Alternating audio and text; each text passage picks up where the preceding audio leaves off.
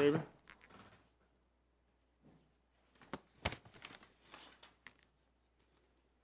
Mr. Craven, whenever you're ready. We're going to be briefer, I think, than either of the cases before us. And I hope you won't complain. The issue that I had planned to devote most of the time to, and in fact devoted most of our brief to, was the sentencing issue, which has now been conceded by the government. So unless the court wants to hear about that, I'll skip that one.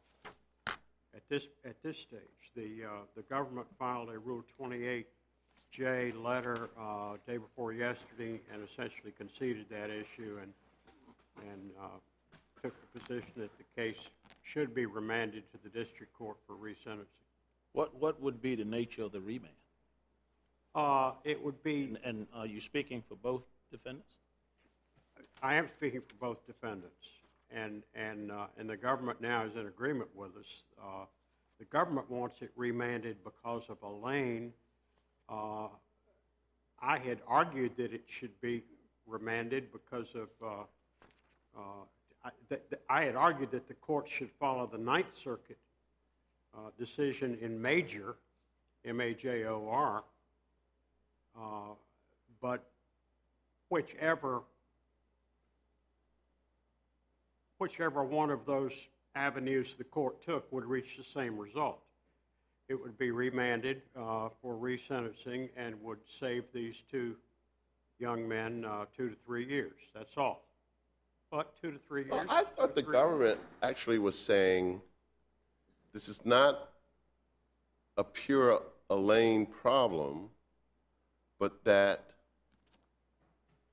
I mean, the letter was a little ambiguous. Well, I thought so too. It clearly was. But I thought what the government was suggesting, as I read the letter, is that we should remand so that the district court can decide whether its jury instructions were sufficient to frame the issue of brandishing for the jury. Well, I too thought the letter was a little ambiguous, and frankly, when my colleague from the government got here this morning, Mr. Rollman, and I asked him, "Are we reading this correctly? You know, I'm reading this to say that you're conceding the sentencing issue," and he said, "Yes, but on a different ground than you suggested in your brief." And I think that's essentially. I hope I'm not quoting him out. When you say sentencing issue, are you referring only to count 2? 2 and 4, I believe. 4 was using. It wasn't. Well, it makes a didn't difference. deal with the brandishing. Brandishing is only in count 2. Count 2 is the brandishing one. Right. Yeah. So how does 4 get into it? Well, it makes a difference which order you take them in. Which is not an Elaine problem. But if you take out you had 4 from that, but if you take out the 2, I guess, what I'm saying is essentially once you take out the brandishing from 2, then you got the same offenses. Right. So you don't have to worry about 4. That's Yeah, so we're saying the same thing. If you remove the brandishing from it, yes, Yeah. indeed. So, I mean, that's pretty clear from that. It seems to me that's what I don't know, maybe the government, but it seems like me that's what you're sending it back just for the count 2 to be considered in the same light as 4, so you don't have to deal with this sequential situation here. And my argument in the brief had been on the Ninth Circuit case of Major. But you don't need that. No, now, I don't. Now they've gotten rid of that. Now we just No, I don't need that now. Right. So what's the problem? Well, as I said at the outset, I'm really not. I was not here to argue the sentencing issue in light of the government's concession. Just on those. Yeah. That count 2. Yes. And he may have a different opinion, but that's what I kind of read it that way. No, I think we're on the same page there. And again, I read the letter I read it yesterday or Monday night, I guess, and I wasn't entirely clear on it, but I think I am now, and I think we're all on the same page on that now. All right. The one fingerprint cases are interesting. I cited a bunch of them in the brief, half a dozen or so. that if the court were to follow those, and some come from, a couple of them came from this court, Van Fossen. And This is Forsyth. just Janson, because this could get a little confusing to me, but you're just talking with one fingerprint on count Yeah, one now and I'm two. talking- Now I'm talking only about Janson. Count one and count two. That's right. That's where that fingerprint on the duct tape comes in. Right. And the right. government has now corrected some evidence, Yeah. so to speak, Yeah. in there. So go ahead. But I don't think I don't think the change in the government's brief is significant on that. I mean, I cited a half a dozen one fingerprint cases, two of which were from this court. Wait a minute. What do you mean it's not significant? Didn't he say something about that zip tie not being with your client, but with the girlfriend? Yeah, And it seems as though the case law here says, well, maybe right. fingerprint was something else, and Yeah. the government is arguing, and that's You're- there, but seems significant to me that You're zip right. tie is not there. You're right, and I saw the new brief for the first time very recently. I have read it. I've read it a couple times. But you're absolutely right, Judge Wynn, on that. The government focused also on the fact that the gun stolen, well, I'm getting ahead of myself. That really comes into the Butner robbery. Let's stay for now, if I may, on the Lexington robbery, the robbery in which the victim identified Jimmy Strayhorn, but did not identify Janson, but Janson's partial fingerprint was found on the duct tape. Now, I've given the court half a dozen cases, two from this court, which if the court were to follow them, I prevail on that. The government has come back with a half dozen cases also, some again from this court, and if the court follows that line of cases, the government prevails on this. And it's really up to the court on that. The one fingerprint cases, there are cases in both directions. And it depends to a large extent on how much other evidence there was. Circumstantial evidence linking Janson to the Lexington robbery beyond the one partial fingerprint on the duct tape. Now, we do have the Colt .45 handgun, the very valuable handgun manufactured in the 1870s and estimated to be worth $10,000 to $15,000. That was found in the car in which they were stopped in Butner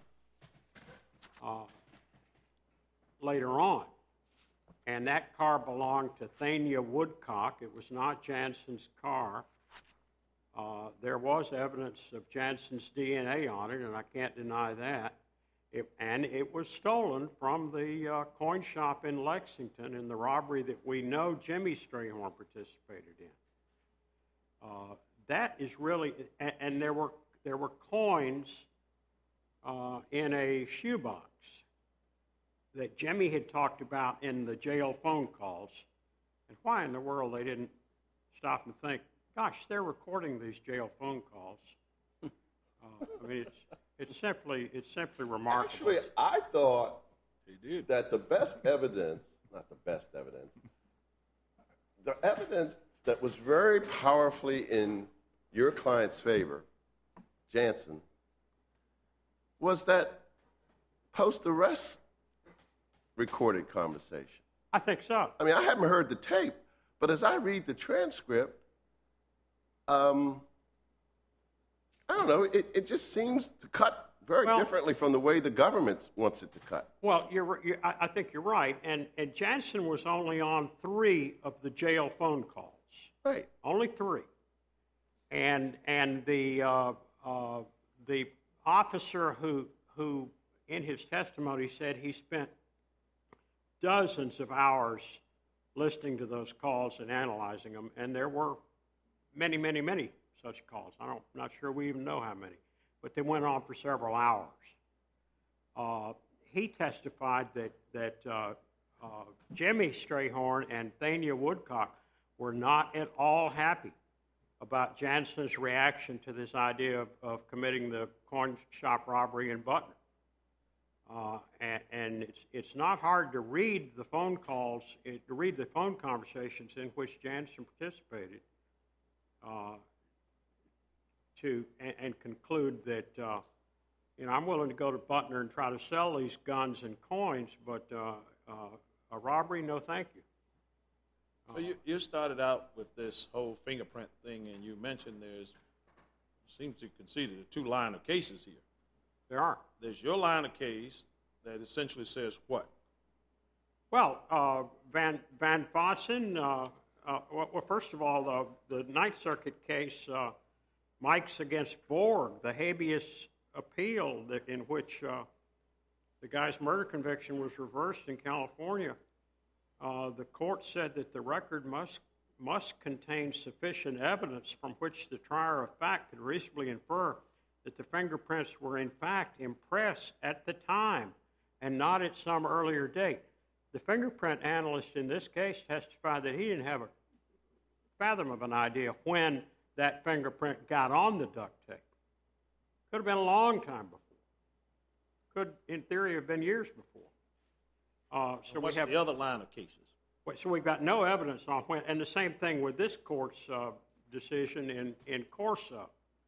The other line of cases relied on by the government relies more on, and they're all one fingerprint cases too, but they rely more on circumstantial evidence, on additional circumstantial evidence that might be construed to indicate involvement of the defendant in it. And obviously, they prefer their line of cases, and I prefer mine. But there's no indication. Do you lose if we consider the government's line of cases? On that, if you follow the government's line of cases, do I lose? Yes. Yes, indeed. Because you say that there is some other evidence that links this person to this. There is, the other evidence consists entirely of the presence of the Colt 45 handgun in the Cadillac in Butner, and we don't know if it's the same car that was in the Lexington robbery or not. But that gun doesn't put him at the crime. No, it doesn't. There. It doesn't. So what's the other evidence? Well, he was in the car, and the other evidence is the coins that were stolen from the Lexington coin shop that were in the Cadillac. Does that put him at the... But neither of those put Janson there. What's the other piece of evidence there? And that's it. Well, you say you've conceded that's enough. Didn't you just tell me if we follow that line, that's enough? If you follow some of the government cited cases, if I conceded it, I didn't mean. I think you mean to say if we follow the government's line of cases, we'd be committing legal error. Is that what you mean? On this record? You're both putting me between a rock and a hard place. You're awfully candid, an honest lawyer. I think a yes would probably be pretty good for you. I'm simply trying to understand your argument. As I understand, you've got a line of cases that deals with it, said that per se, because it's a fingerprint evidence away from it, that in and of itself cannot be the basis for a conviction. No, it cannot. And then you've got another line that says, okay, you do have this evidence away, but that doesn't end the inquiry. Well, you can connect this up by saying that would allow the inference that he was there because you got other evidence. But all of the evidence you've indicated here is not evidence that's connected to him being there. It's just evidence of something being done, and you have two brothers. Did they not live together? Or weren't they connected in some kind of way? Or I think they may have lived together. I believe so. I believe they did. Wouldn't that be a little significant? I mean, if you got one you know did it. Sure. And it wasn't Janson's car. Now, I will say that the circumstantial evidence, in addition to the one fingerprint evidence in this case, is nowhere near as strong as in the cases the government cited. And you're right. There's nothing tying Janson to the gun or the coins, or, in my way of thinking, to the robbery in Lexington. And this takes me to the excluded testimony of Kenneth Jones. Kenneth Jones was a defendant in this case who pled and testified for the government in the trial of the two brothers. And he testified that in a conversation he had with Jimmy Strayhorn, Jimmy told him Janson had nothing to do with the robbery in Lexington, that in fact his accomplice in that robbery was a fellow named Devon. And based upon that, he testified, I don't believe he was in there. Yeah, and You think that's enough to get that admission that what he believes? no, I don't. But it's not. You have to go further than that and ask yourself what is this belief based on? Hearsay testimony. His belief is based on something, and he testified with Jimmy and Janson right there in the courtroom in front of him. He said, Jimmy told me Janson had nothing to do with this. That in fact, his accomplice in the Lexington robbery was a fellow named Devon. Now, Judge Eagles excluded it, and I wasn't there, but I'm assuming that she excluded it because Jones was unable to say exactly when the conversation with Jimmy took place, where it took place, what else was discussed. Jimmy was kind of weak on the other details. Jones was kind of weak on the other details. But he did remember that Jimmy had said unequivocally that Janson had nothing to do with that Lexington robbery. I don't know why they're charging him. Devon would help me on that, not Janson. So I really think on the Lexington robbery, and if Janson prevails on the Lexington robbery, it's not a get out of jail free card. He's still got significant time to do here. My time is well up, so I probably ought to quit. I don't know if I'm ahead or not, but I still probably should quit. Thank you, Your Honor. Thank you, Mr. Craven. Mr. Cochran.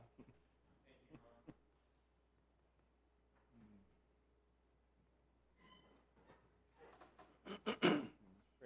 Rollman. May it please the court. First of all, I'd like to thank the court for accepting the government's corrected brief in this case. It never should have been necessary. I apologize that it was, and I thank the court for accepting that here. I would like to start briefly. How did it happen? That was pretty significant. Yes, it was an error on my part. I was citing to it was part of the record that I was citing to the trial brief, but not the actual trial transcript. It should not have happened. It was an error on my part, and I apologize for that. I thank the court for accepting the corrected brief that has the cites to the transcript. I apologize for any inconvenience that may have caused the court in preparation for this case. I would like to address the sentencing issue briefly, and as the court pointed out, and Mr. Craven, we did file the 28J letter in this case a couple of days ago about the Eileen issue. You agree that goes to count 2? Yes, Your Honor. It goes to count 2, which so is the send brand. it back for resentencing on count 2, so you don't have that Eileen issue with count 2 and count 4. Correct, Your Honor. Is that it? That's correct. That's done, isn't it? Yes, Your Honor. And I just wanted to make sure that. So you agree that the maximum is 30 years? No, Your Honor. I agree that the mandatory minimum for the combined 924C counts would be 30 years. Well, there would be 5 years for the as a mandatory minimum on count 2, So, and then 25 on count 4. So the maximum is 30 years. The minimum, Your Honor. You're right. The minimum. Yes, Your Honor. But now that now they've been sentenced, it's the maximum, right? Because they can't get more than that. Well, Never mind. I think some of that would be an issue for the district court because she did sentence a little bit above what the minimum was anyway, which is why I'm hesitant to say that would be the maximum. On count 2, they received a little bit more than what was the minimum at that time of 7 years. I think it was 96 months or so that they received on count 2. So the court would have a little bit of flexibility as to what happens there. But the bottom line is that the issue of the sequence is out of the case. That's correct. Because you no longer believe that a 7-year mandatory minimum applies to count 2. Yes, Your Honor. Okay. That's correct. And I did want to be clear about that. That applies to both defendants. That applies to both defendants, Your Honor. Yes, it does. So the issue in this case we need to be talking about is about this fingerprint. That's, Your Honor, the sufficiency count, and that applies just to Janson Strayhorn. Count 1 and count 2. Yes, Your Honor, with those counts. And I would start out by pointing out that the cases that I believe the court should pay attention to in this case are the ones. Bound by any particular cases here? Yes, Your Honor, there are cases that the court is bound by, and I would point out. The law is already set on this. There's no, we can't, if there are two lines of cases, we've got to go that line that you was getting ready to give us, right? Yes, Your Honor, and I don't see competing lines of cases so much. Exactly. The question is, was there sufficient evidence? Yes, Your Honor. Yes, Your Honor. Whether it's one fingerprint or 12 fingerprints. Yes, Your Honor. What is the sufficient evidence here in this case, other than the fingerprint? Yeah, well, the fingerprint, as the court mentioned, is one thing. What else you got? I would, as far as that fingerprint goes, I would like to point out that the fingerprint was on the duct tape that bound. We got the that. defense. What else? Yes, What else do you have?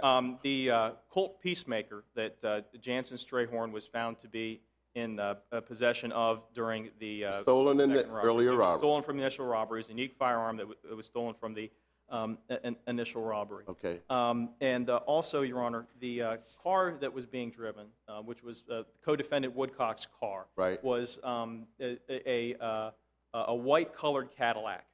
And the car that the two defendants who did the robbery at P&S Coins was described by the victim in that case, Mr. Sims, as a cream-colored Cadillac. Okay. So that's three things. What else you Yes, have? Your Honor. The zip ties that were found at P&S Coins that were used to bind the hand. Where?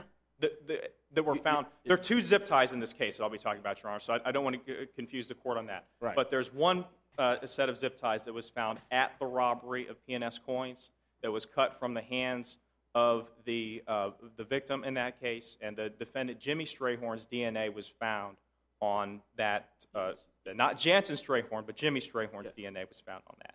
And then you got another zip Yes, tie. Your Honor. There's another zip tie that was found, and that zip tie is of the same general type of the zip tie that was used, and that was found in the search warrant that was executed of the residence of Tanya Woodcock. Now, how does that connect Janson to the earlier robbery? Because Janson is, in a number of ways. First of all, he was in possession of the Colt Peacemaker. No. Come on. Zip tie. We Yes, Your covered Honor. those three things. Yes, We're Your Honor. talking about the zip tie. How does the zip tie found at Madam Co-conspirator's house tie Janson to the first robbery? You don't contend Janson lived with her.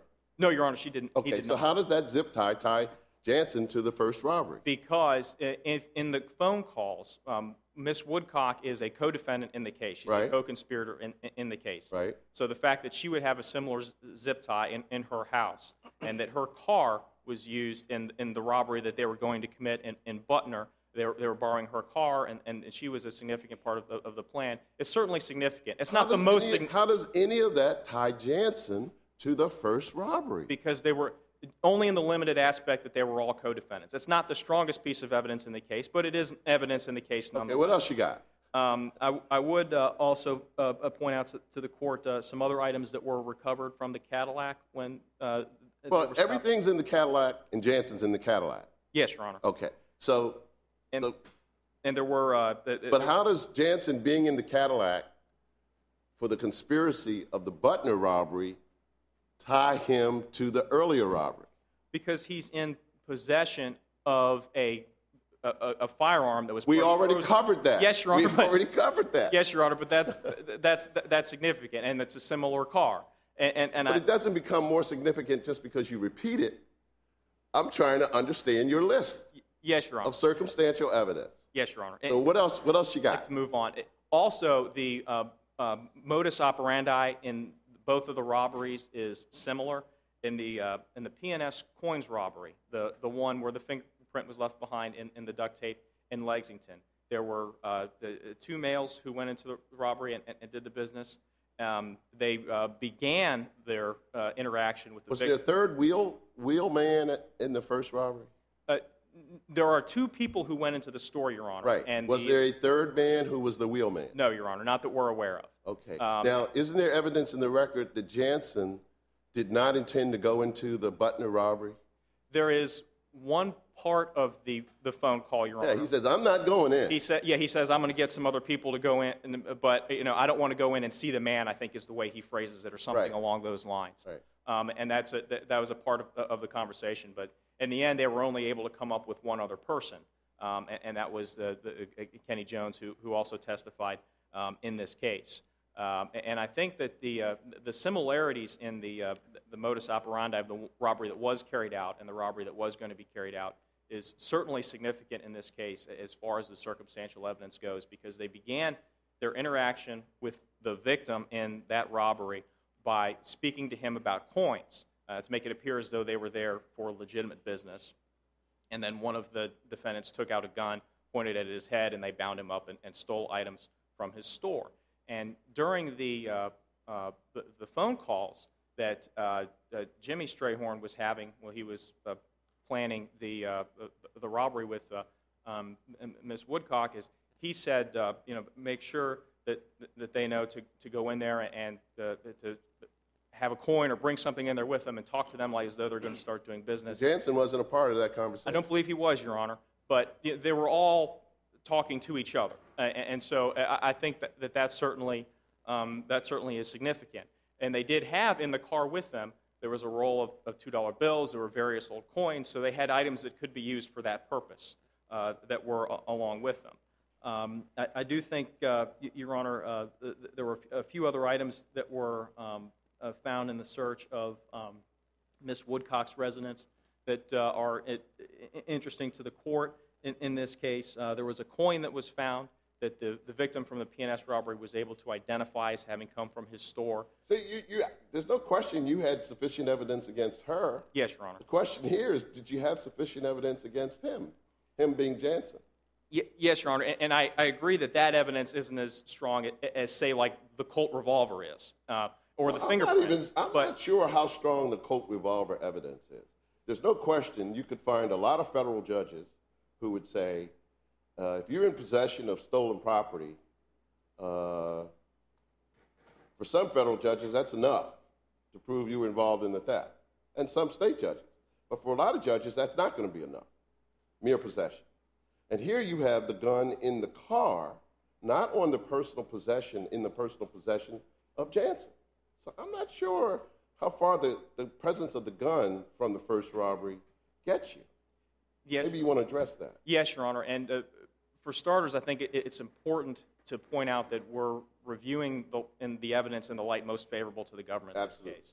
So we're entitled to every inference, reasonable inference that can be made from the evidence here. And the Colt revolver can't be looked at just in the isolation of where it was found, although that is important, but also the fact of the fingerprint that we've already talked about. The fact that Janson Strayhorn left his fingerprint behind on the duct tape, and he's in possession of the proceeds of the robbery, or we could argue that he would be in possession of it, is significant. The jury was able to consider all of those arguments, and they found that he was... Why? I'm sorry.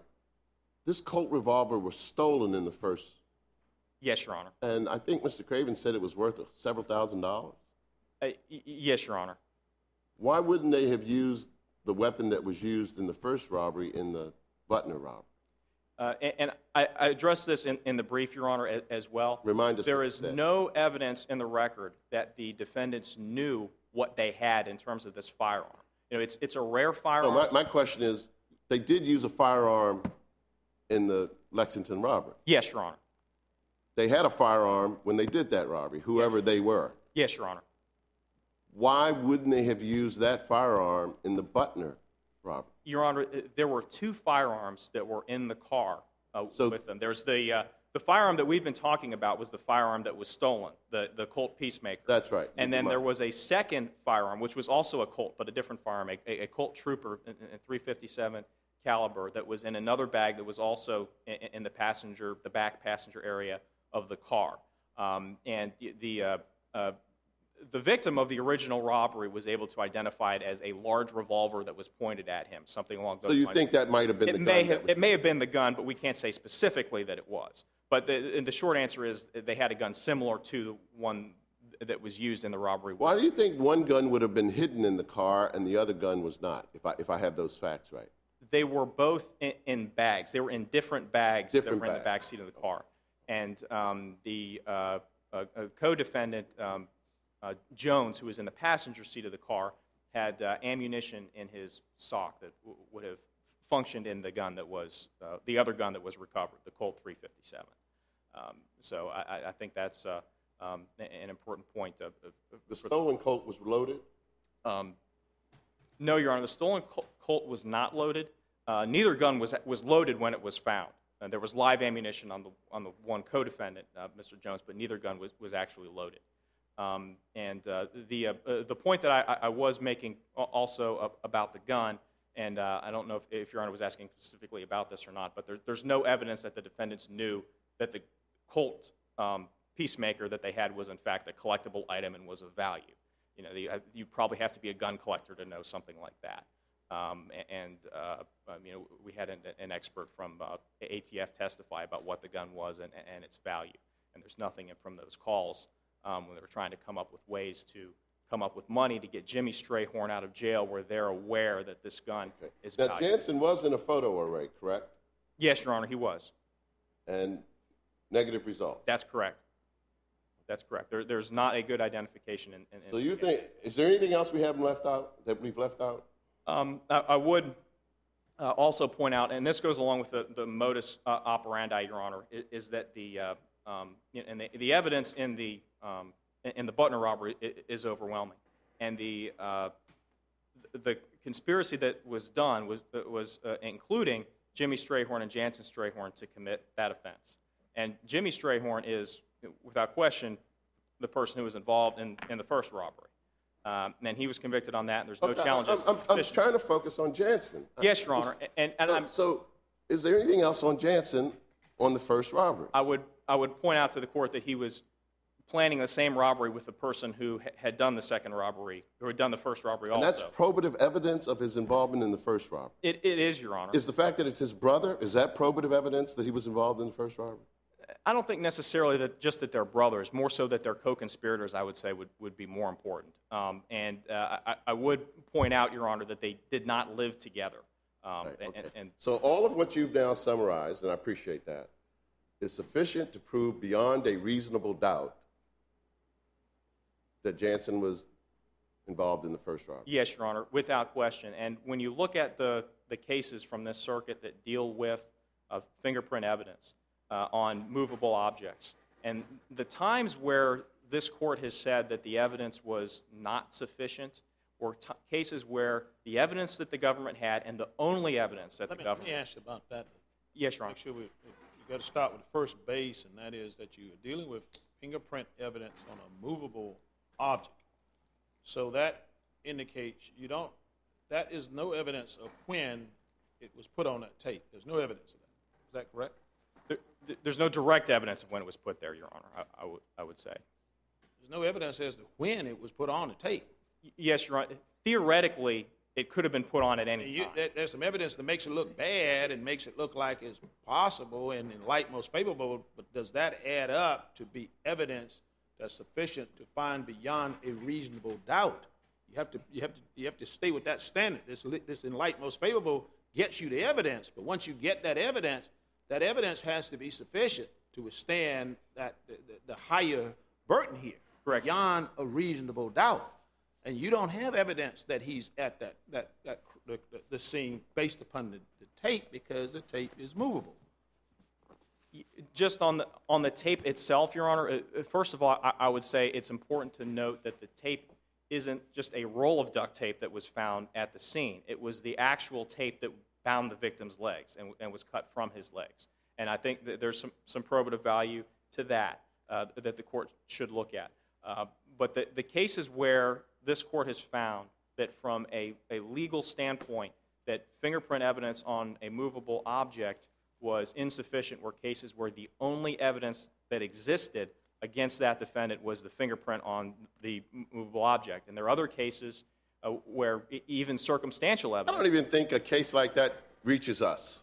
I mean, really, if you have a case where the only thing is a fingerprint, I don't think there's a federal district judge in this circuit who would not grant a motion for judgment of acquittal. So it can't be the case that the only cases that we've considered are cases where the fingerprint was the only evidence.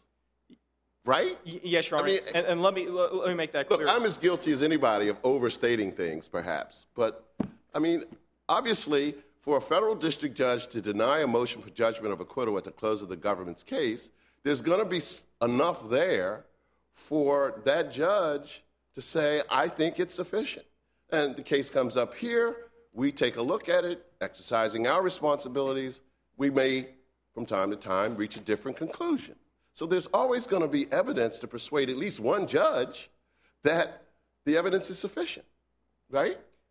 So the question in this case is that one of those cases? Is it enough to persuade one judge, or is it enough to persuade more than one judge, right? Yes, Your Honor. I understand the court's point there. And the two cases that I was referring to where the evidence was just a fingerprint were Van Fossen and Corso. And both of those cases are from the early 70s.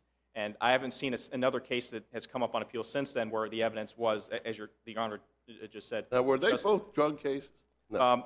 Van Fossen, Your Honor, involved a forgery case, and there were prints on engraving plates. Right. And there wasn't enough to prove intent or even, perhaps even possession based on that.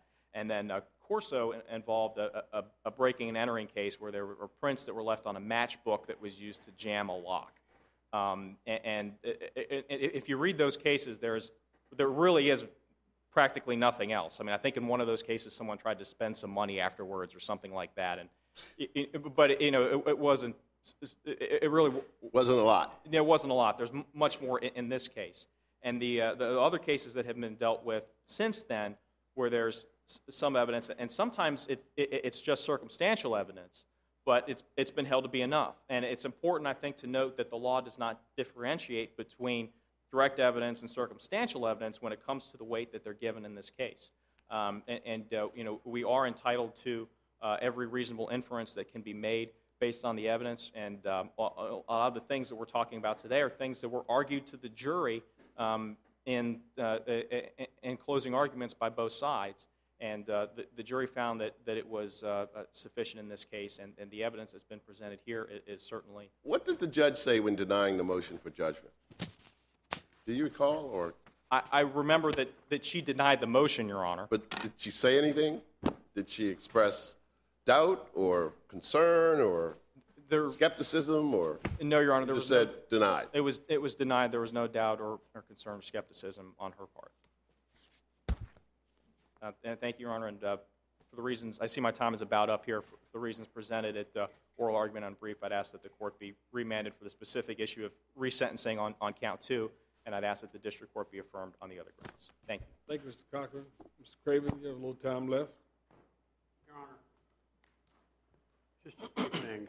There is no evidence as to when Janson's partial fingerprint was placed on that duct tape. No evidence whatever. There is, as the government suggested, also no evidence that Janson or Jimmy or any of the other folks involved in this case, Kenneth Jones and Thania Woodcock, had any idea how valuable that Colt .45 Peacemaker revolver was.